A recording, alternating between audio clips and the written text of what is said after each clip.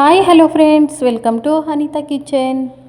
ಇವತ್ತಿನ ವಿಡಿಯೋದಲ್ಲಿ ಯುಗಾದಿ ಸ್ಪೆಷಲ್ ಒಬ್ಬಟ್ಟು ರೆಸಿಪಿಯನ್ನು ತೋರಿಸ್ಕೊಡ್ತಾ ಇದ್ದೀನಿ. ಒಬ್ಬಟ್ಟು ಮಾಡೋದಕ್ಕೆ ಬೇಳೆಯನ್ನು ನಾವು ಬೇಯಿಸೋದು ಕೂಡ ಬೇಡ, ಹಾಗೆ ರುಬ್ಬೋದು ಕೂಡ ಬೇಡ. ನಾವು ದಿಢೀರಂತ ಡೈರೆಕ್ಟಾಗಿ ನಾವು ಒಬ್ಬಟ್ಟನ್ನು ಮಾಡ್ಕೋಬೋದು. ಟೇಸ್ಟ್ ತುಂಬ ಚೆನ್ನಾಗಿರುತ್ತೆ. ಒಬ್ಬಟ್ಟು ಮಾಡೋದಕ್ಕೆ ಮೊದಲಿಗೆ ಒಂದು ಬಟ್ಲು ತಗೊಂಡು 1 ಕಪ್ ಆಗುವಷ್ಟು ಮೈದಾ ಹಿಟ್ಟನ್ನು ಹಾಕ್ಕೊತಾ ಇದ್ದೀನಿ. ಹಾಗೆ ಒಂದು ಚಿಟಿಕೆ ಅಷ್ಟು ಉಪ್ಪನ್ನು ಹಾಕ್ಕೋಬೇಕು. ಒಂದು 1/4 ಚಮಚ ಅಷ್ಟು ಅರಿಶಿನ ಪುಡಿ ಹಾಕ್ಕೊಳ್ಳೋಣ. ಈಗೆಲ್ಲ ಒಂದು ಸರ್ತಿ ಮಿಕ್ಸ್ ಮಾಡ್ಕೋಬೇಕು. ಮೈದಾ ಹಿಟ್ಟು ಪ್ಲೇಸಲ್ಲಿ ಗೋಧಿ ಹಿಟ್ಟು ಸಹ ಹಾಕ್ಕೋಬೋದು. ಈಗೆಲ್ಲ ಒಂದು ಸರ್ತಿ ಮಿಕ್ಸ್ ಮಾಡ್ಕೊಂಡು ಕಲಿಸ್ಕೊಂಡು ಇದಾದಮೇಲೆ ಸ್ವಲ್ಪ ನೀರು ಹಾಕ್ಕೊಂಡು ಹಿಟ್ಟನ್ನು ನಾವು ಮೆತ್ತಗೆ ಮೃದುವಾಗಿ ಕಲಿಸ್ಕೋಬೇಕಾಗುತ್ತೆ. ಹಿಟ್ಟನ್ನು ಕಲಿಸೋವಾಗ ಒಂದೇ ಸರ್ತಿ ನೀರು ಹಾಕಿ ಕಲಸೋಕ್ಕೋದ್ರೆ ಜಾಸ್ತಿ ಮೆತ್ತಗಾಗಿಬಿಡುತ್ತೆ. ಆಗ ಒಬ್ಬಟ್ಟು ಪರ್ಫೆಕ್ಟಾಗಿ ಬರೋದಿಲ್ಲ. ಈ ಥರ ಹಿಟ್ಟನ್ನು ಕಲಿಸ್ಕೊಂಡ ನಂತರ ನಾವು 1-2 ಟೇಬಲ್ ಸ್ಪೂನ್ ಅಷ್ಟು ಎಣ್ಣೆ ಹಾಕ್ಕೋಬೇಕು. ಎಣ್ಣೆ ಹಾಕ್ಕೊಂಡು ಈ ಥರ ಹಿಟ್ಟನ್ನು ಚೆನ್ನಾಗಿ ನಾದ್ಕೊಂಡು ಇಸ್ಕೋಬೇಕು. ಹಿಟ್ಟನ್ನು ಕಲಿಸೋವಾಗ ನಾವು ಎಣ್ಣೆ ಪ್ಲೇಸಲ್ಲಿ ತುಪ್ಪ ಸಹ ಹಾಕ್ಕೋಬೋದು. ನೋಡಿ, ಹಿಟ್ಟನ್ನು ನಾವು ಪರ್ಫೆಕ್ಟಾಗಿ ಕಲಿಸ್ಕೊಂಡಿದ್ದೀವಿ. ಈಗ ಒಂದು ತಟ್ಟೆ ಮುಚ್ಚಿ 1 ಅವರ್ ಅಷ್ಟು ನಾವು ನೆನೆಯೋದಕ್ಕೆ ಬಿಡಬೇಕು. ಗ್ಯಾಸ್ ಸ್ಟವ್ ಮೇಲೆ ಒಂದು ಪಾತ್ರೆ ಇಕ್ಕೋಬೇಕು. ಅದಕ್ಕೆ 1 ಕಪ್ ಆಗೋವಷ್ಟು ಬೆಲ್ಲ ಹಾಕ್ಕೊತಾ ಇದ್ದೀನಿ. ಹಾಗೆ 1 ಕಪ್ ಆಗೋವಷ್ಟು ನೀರು ಹಾಕ್ಕೋಬೇಕು. 1 ಕಪ್ ಬೆಲ್ಲ ಹಾಕಿರೋದ್ರಿಂದ ನಾನು 1 ಕಪ್ ನೀರನ್ನು ಹಾಕ್ಕೊತಾ ಇದ್ದೀವಿ. ನೀವು ಬೇಕಂದರೆ 1.5 ಕಪ್ ನೀರು ಹಾಕ್ಕೋಬೋದು. ನಾವು ತೋರಿಸಿರತಕ್ಕಂಥ ಮೆಜರ್ಮೆಂಟಿಗೆ ಕರೆಕ್ಟಾಗಿ ಸರೋಗುತ್ತೆ. ಈ ಥರ ಒಂದು ಸೌಟ್ ತಗೊಂಡು ಈ ಥರ ಕಲಿಸ್ಕೊಂಡು ಬೆಲ್ಲವನ್ನು ಕರಗಿಸ್ಕೋಬೇಕು. ಬೆಲ್ಲ ಪಾಕ ತೆಗೆಯೋ ಅವಶ್ಯಕತೆ ಇಲ್ಲ, ಸುಮ್ಮನೆ ಈ ಥರ ಕರಗಿಸ್ಕೊಂಡ್ರೆ ಆಯಿತು. ನೋಡಿ, ಬೆಲ್ಲ ಕರಗಿದ್ದಾಯಿತು. ಈಗ ಪಕ್ಕಕ್ಕೆ ಇಕ್ಕೊಳ್ಳೋಣ. ಗ್ಯಾಸ್ ಸ್ಟವ್ ಮೇಲೆ ಒಂದು ಕಡಾಯಿ ಇಕ್ಕೋಬೇಕು. ಅದಕ್ಕೆ 1 ಟೇಬಲ್ ಸ್ಪೂನ್ ಆಗುವಷ್ಟು ನಾನು ತುಪ್ಪ ಹಾಕ್ಕೊತಾ ಇದ್ದೀನಿ. ತುಪ್ಪ ಸ್ವಲ್ಪ ಬಿಸಿ ಆದಮೇಲೆ 1 ಟೇಬಲ್ ಸ್ಪೂನ್ ಅಷ್ಟು ರವೆ ಹಾಕ್ಕೋಬೇಕು. ರವೆಯನ್ನು ತುಪ್ಪದಲ್ಲೇ ಸ್ವಲ್ಪ ಹೊತ್ತು ಫ್ರೈ ಮಾಡ್ಕೊಳ್ಳೋಣ. ಯಾವ ರವೆ ಉಪ್ಪಿಟ್ಟಿಗೆ ಬಳಸ್ತೀವೋ ಅದೇ ರವೆಯನ್ನು ಹಾಕ್ಕೊಂಡಿದ್ದೀನಿ. ರವೆಯನ್ನು ಸ್ವಲ್ಪ ಹೊತ್ತು ಫ್ರೈ ಮಾಡ್ಕೊಂಡಿದ್ದಾದಮೇಲೆ 1 ಕಪ್ ಆಗುವಷ್ಟು ಕಡಲೆ ಹಿಟ್ಟು ಹಾಕ್ಕೋಬೇಕು. ಕಡಲೆ ಹಿಟ್ಟನ್ನು ಸಹ ತುಪ್ಪದಲ್ಲೇ ಸ್ವಲ್ಪ ಹೊತ್ತು ನಾವು ಹುರ್ಕೋಬೇಕಾಗುತ್ತೆ. ಕಡಲೆ ಹಿಟ್ಟಲ್ಲಿ ಇರ್ತಕ್ಕಂಥ ಹಸಿ ಫ್ಲೇವರ್ ಹೋಗೋ ಗಂಟ ನಾವು ಸ್ವಲ್ಪ ಹೊತ್ತು ಫ್ರೈ ಮಾಡ್ಕೊಳ್ಳೋಣ.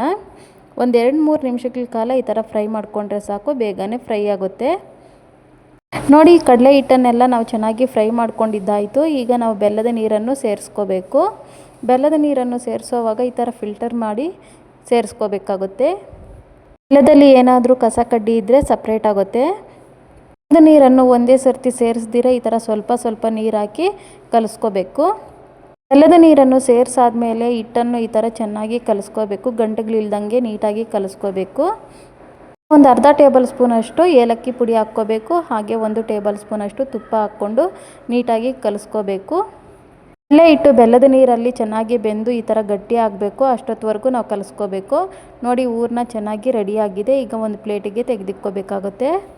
ಹಿಟ್ಟನ್ನ ಸ್ವಲ್ಪ ತಣ್ಣಗಾಗಕ್ಕೆ ಬಿಡಬೇಕು. ತಣ್ಣಗಾದ್ಮೇಲೆ ಈ ಥರ ಉಂಡೆ ಆಕಾರಕ್ಕೆ ಮಾಡ್ಕೋಬೇಕು. ನೋಡಿ, ಹೂರಣ ಪರ್ಫೆಕ್ಟಾಗಿ ರೆಡಿಯಾಗಿದೆ.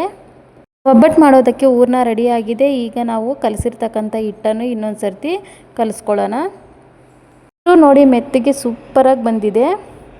ಹೂರಣದ ಉಂಡೆಯನ್ನು ನಾವು ಯಾವ ಗಾತ್ರದಲ್ಲಿ ತಗೊಂಡಿದ್ದೀವೋ ಅದೇ ಗಾತ್ರದಲ್ಲಿ ಹಿಟ್ಟನ್ನು ಸಹ ತಗೋಬೇಕು. ಒಬ್ಬಟ್ಟು ಮಾಡೋದಕ್ಕೆ ನಾನು ಈ ಥರ ಒಂದು ಪ್ಲಾಸ್ಟಿಕ್ ಶೀಟನ್ನು ತಗೊಂಡಿದ್ದೀನಿ. ಆ ಕವರ್ ಮೇಲೆ ಹಿಟ್ಟನ್ನು ಹಾಕ್ಕೊಂಡು ಈ ಥರ ತಟ್ಕೋಬೇಕು. ಆಮೇಲೆ ಹೂರಣದ ಉಂಡೆ ಇಕ್ಕೋಬೇಕು. ಹೂರಣ ಇಕ್ಕಾದ್ಮೇಲೆ ಈ ಥರ 4 ಸೈಡು ಕ್ಲೋಸ್ ಮಾಡ್ಕೋಬೇಕು. ಎಕ್ಸ್ಟ್ರಾ ಇರ್ತಕ್ಕಂಥ ಹಿಟ್ಟನ್ನು ತೆಗೆದುಬಿಡಬೇಕು. ಹಿಟ್ಟನ್ನು ರೌಂಡಾಗಿ ಮಾಡ್ಕೋಬೇಕು. ಅದ್ರ ಮೇಲೇ ಇನ್ನೊಂದು ಕವರ್ ಮುಚ್ಕೊಂಡು ಮೆತ್ತಗೆ ಈ ಥರ ಪ್ರೆಸ್ ಮಾಡ್ಕೋಬೇಕು. ಇಂದನೇ ಈ ಥರ ಒಬ್ಬಟ್ಟನ್ನು ತಟ್ಕೋಬೇಕು. ಆಗ ರೌಂಡಾಗಿ ಒಬ್ಬಟ್ಟು ಆಕಾರಕ್ಕೆ ಬರುತ್ತೆ. ಒಬ್ಬಟ್ಟನ್ನು ತುಂಬ ಈಸಿಯಾಗಿ ನಾವು ಕವರ್ ಮೇಲೆ ಈ ಥರ ತಟ್ಕೋಬೋದು. ನೋಡಿ, ಒಬ್ಬಟ್ಟು ರೆಡಿ ಆಗಿದೆ. ಒಬ್ಬಟ್ಟನ್ನು ಸಹ ನಾವು ಪರ್ಫೆಕ್ಟಾಗಿ ತಟ್ಕೊಂಡಿದ್ದೀವಿ. ಈಗ ಗ್ಯಾಸ್ ಸ್ಟವ್ ಮೇಲೆ ಒಂದು ತವ ಇಕ್ಕೋಬೇಕು. ತವ ಸ್ವಲ್ಪ ಬಿಸಿ ಆದಮೇಲೆ ನಾವು ಒಬ್ಬಟ್ಟನ್ನು ಹಾಕ್ಕೊಳ್ಳೋಣ. ಒಬ್ಬಟ್ಟನ್ನು 2 ಕಡೆ ಸ್ವಲ್ಪ ಸುಟ್ಕೋಬೇಕು. ಆಮೇಲೆ 1 ಟೇಬಲ್ ಸ್ಪೂನ್ ಅಷ್ಟು ಎಣ್ಣೆ ಹಾಕ್ಕೋಬೇಕು. ಎಣ್ಣೆ ಸಹ 2 ಕಡೆ ಚೆನ್ನಾಗಿ ಅಪ್ಲೈ ಮಾಡಿಕೊಂಡು ನಾವು ಸುಟ್ಕೋಬೇಕಾಗುತ್ತೆ. ಒಬ್ಬಟ್ಟನ್ನು ಒಂದು ಕಡೆ ಸುಟ್ಟಾದಮೇಲೆ ಇನ್ನೊಂದು ಕಡೆ ಟರ್ನ್ ಮಾಡಿಕೊಂಡು ಸುಟ್ಕೋಬೇಕು. ಒಬ್ಬಟ್ಟು ರೆಡಿಯಾಗಿದೆ. ಒಂದು ಪ್ಲೇಟಿಗೆ ತೆಗೆದಿಕ್ಕೊಳ್ಳೋಣ. ಒಬ್ಬಟ್ಟು ಮಾಡೋದಕ್ಕೆ ಯಾವುದೇ ಥರ ಬೇಳೆ ಬೇಡ, ಬೇಯಿಸೋದು ಬೇಡ, ಹಾಗೆ ರುಬ್ಬೋದು ಕೂಡ ಬೇಡ. ಈಸಿಯಾಗಿ ನಾವು ಒಬ್ಬಟ್ಟನ್ನು ಮಾಡ್ಕೋಬೋದು. ಟೇಸ್ಟ್ ಅಂತೂ ತುಂಬ ಚೆನ್ನಾಗಿರುತ್ತೆ. ಬಿಸಿ ಒಬ್ಬಟ್ಟು ರೆಡಿಯಾಗಿದೆ. ಈಗ ಮುರಿದು ತೋರಿಸ್ತೀನಿ. ನೋಡಿ, ಒಬ್ಬಟ್ಟು ಎಷ್ಟು ಪರ್ಫೆಕ್ಟಾಗಿ ಅಂದರೆ ಅಷ್ಟು ಪರ್ಫೆಕ್ಟಾಗಿ ತುಂಬ ಚೆನ್ನಾಗಿ ಬಂದಿತ್ತು. ಒಬ್ಬಟ್ಟು ಡಿಫ್ರೆಂಟಾಗಿ ಟೇಸ್ಟಿಯಾಗಿ ತುಂಬ ಚೆನ್ನಾಗಿತ್ತು. ನೀವು ಸಹ ಒಮ್ಮೆ ಟ್ರೈ ಮಾಡಿ. ಹೇಗೆ ಬಂತು ಅಂತ ಕಾಮೆಂಟ್ ಸೆಕ್ಷನಲ್ಲಿ ತಪ್ಪದೇ ಕಾಮೆಂಟ್ ಮಾಡಿ, ಹಾಗೆ ಲೈಕ್ ಮಾಡಿ, ಶೇರ್ ಮಾಡಿ. ಮರಿದಿರ ನನ್ನ ಚಾನಲನ್ನು ಸಬ್ಸ್ಕ್ರೈಬ್ ಮಾಡ್ಕೊಳ್ಳಿ. ಪಕ್ಕದಲ್ಲಿರ್ತಕ್ಕಂಥ ಬೆಲ್ಲೈಕನನ್ನು ಕೂಡ ಕ್ಲಿಕ್ ಮಾಡಿ. ವಿಡಿಯೋ ನೋಡಿದ್ದಕ್ಕಾಗಿ ಥ್ಯಾಂಕ್ ಯು.